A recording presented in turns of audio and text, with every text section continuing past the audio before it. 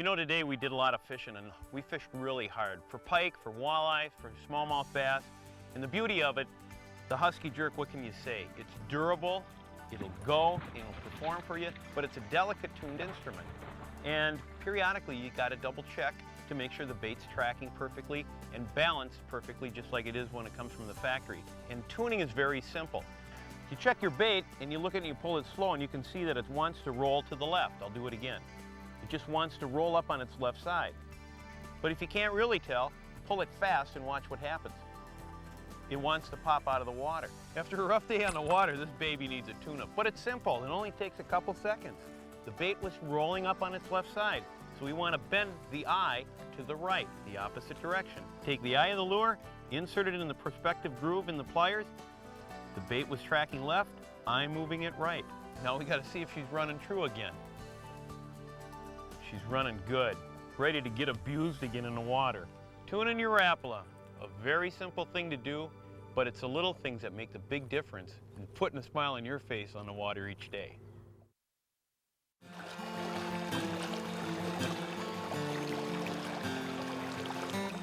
From lazy prairie rivers to rushing mountain streams, North America's watersheds offer some of the most diverse and least pressured fishing opportunities. Finny critters of all sizes and species call these wandering waters home, and they all have one feeding pattern in common: ambush. Virtually anything that interrupts the current, rocks, rapids, bridge pilings, fallen trees, and the like provide slack water areas where fish hold, lying in wait for whatever tasty morsel Old Man River is serving up today. And there's the key. You want to present your lure as naturally as possible in these pinpoint locations. That calls for a finesse approach. Rapala's mini baits are among the best bets for coaxing the biters out. A light, fast-action rod and limp, small-diameter line allow for long, accurate casts. And make sure your drag is working smoothly. Big fish bite little baits too. In most cases, you want to go with the flow. That is, cast across and quarter your lure back, passing it behind any current breaks. The zone where slack water meets moving water is the hot spot. The real key to this type of fishing is to move quickly. Remember, these locations are like corner bus stops, with fish coming and going all day long. Some of them are bound to be hungry.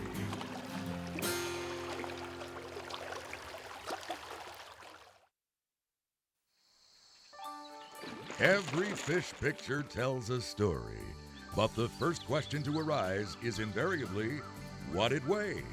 Well, once again, the folks at Rapala have your answer, with a variety of both mechanical and digital scales for fish of all sizes. The purpose of catch and release is obvious, to have a blast catching that big one and then releasing it unharmed to be caught another day. You want to get your photo and an accurate weight, but the way you handle the fish makes all the difference in a successful release. Get the fish under control quickly and get those hooks out. Avoid touching the eyes and be careful not to damage the gills. Whenever possible, use both hands to support the weight of the fish and restrain it from flipping out of your grasp. Now's the time to snap a couple of quick photos. Once that's taken care of, carefully slip the hook of the scale under the gill plate where it meets the lower jaw of the fish. Gently release the weight of the fish onto the scale and get a reading as quickly as possible. Some scales have memory features that store the weight of 10 fish. When you're ready to ease the fish back into the water, hold it in a natural swimming position until it revives and swims away. With larger, more unmanageable fish, it's best to weigh them in a net or cradle. When you're weighing any type of trophy fish that you're going to release, you don't want to hook it underneath the gill or through the mouth, because you could potentially hurt the fish as well as yourself if the big fish starts to flop. This is a great method to weigh any type of big animal. And we're quickly and easily going to weigh this fish right in the cradle. This is sort of an interesting scale. It's got this little weigh bar, and what we do is zero it out.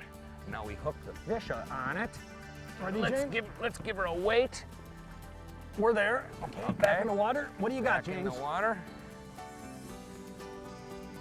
24 pounds. That's very good. The first one of the day. Then you can release the fish, weigh the empty net, and subtract it from the original reading. The whole process should only take a couple of minutes, and that's 2 minutes well spent in helping to ensure healthy, abundant fisheries in the future.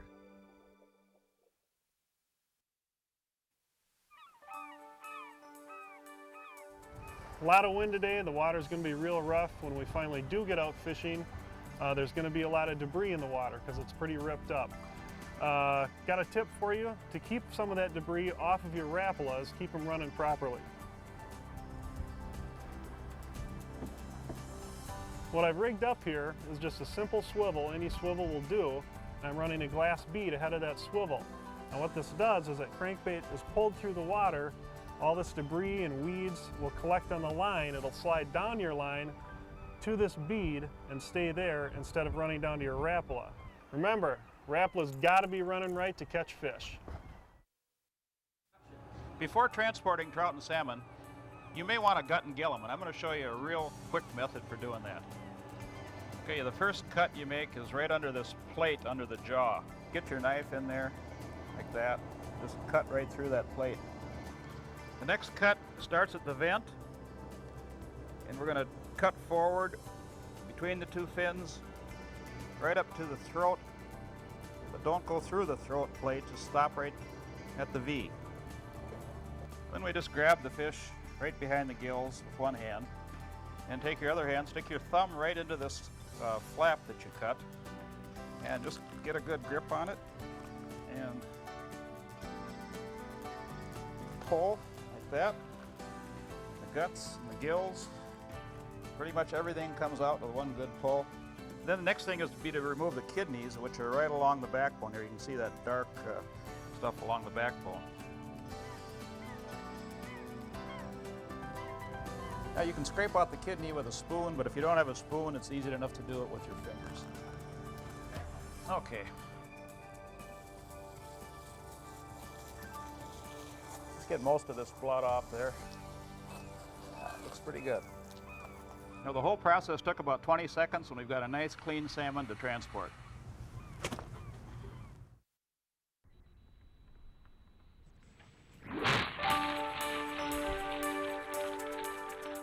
I'm a plug fisherman. Wherever I go, I have a bag full of plugs. But you can break this down and make it very easy for yourself. And what I'm concerned with more than anything is the water column.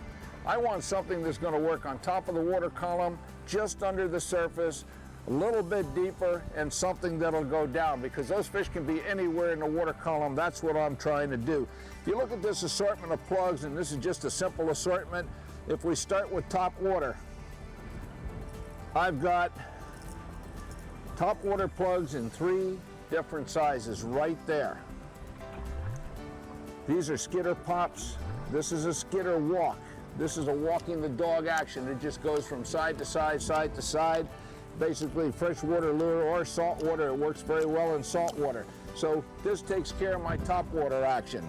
Then, as you start working down the water column, I do a lot of things. This is a basic Magnum in various sizes, and I have them this size, every size. Here are smaller ones with a full lip. And then the standard Countdown, the CD, is a basic lure anywhere you go in the world for any species of fish you want to catch. Here I show you 4 sizes. I have it in every size and almost every color. And when I work colors, I'll go either dark or light, bright or dull, depending on the day and what my feeling is. But I try and match the bait fish with these lures. Now, when you cast them out, they'll sink slowly and they'll work down when you retrieve them. And finally, I'll have a rattling wrap here, and I'll carry these in a couple of sizes, and that will sink down. This is a very effective lure. So, by just concentrating on 3 or 4 basic types of plugs, I can pretty much cover the water column no matter where I am, anywhere in the world, and I need to make that point. I don't change lures because I go halfway around the world. I use the same lures at home as I do up north or I do in some other country. These lures work anywhere in the world. They work for me, and I know they'll work for you.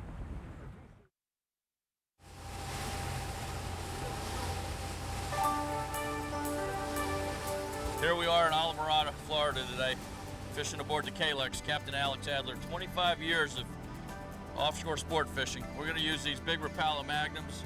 The water's real blue, great wahoo day. Looks like we're going to do some high-speed trolling.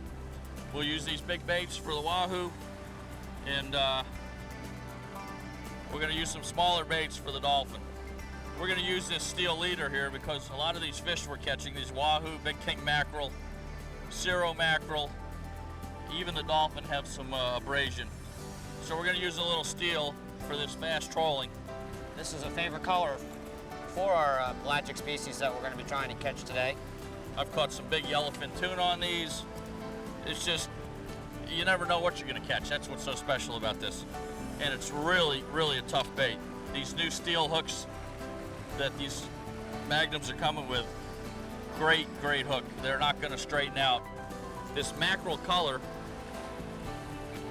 kind of matches the hatch on our Speedos, cigar minnows, tinker mackerel here in these waters. You kind of match the hatch. That's so important.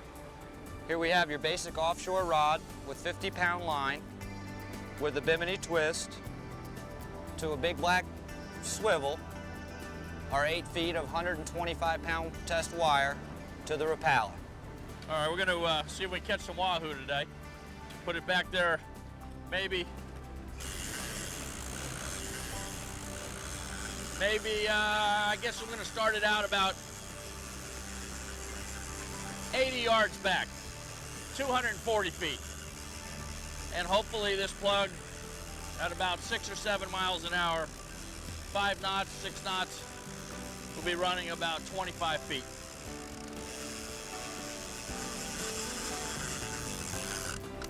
Great.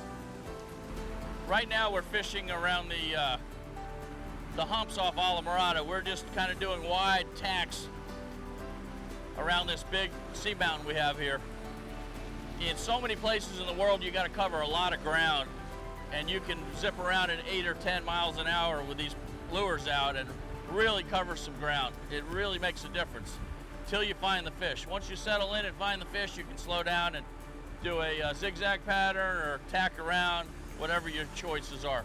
Into the current, with the current, and that's deadly. Really is deadly with these baits. Oh boy, you know, if I were to pick out any of the Rapalas in this box, it would be this blue color. The reason I would use that is because there's a lot of bait fish that resemble this. For the Spanish mackerels, the cirro mackerels up and down the coast, it's just a better color bait. Or the herring type, where you can see the coloration difference. Different days you use different plugs. You have to have quite a selection. So many days when it's real dark out, you'll use this real bright one. This will bring them up out of the depths. They'll see this coming from a long way. One thing about these Rapalas, they'll work from the shallowest areas worldwide to the deep shelves of the continental shelf and the canyons. They'll work for yellowfin tuna and all the other pelagics, wahoos. You'll even have a marlin hit these. It's amazing, really amazing lures. In 25 years of experience blue water fishing, I've used many of them and they all work. Great lure.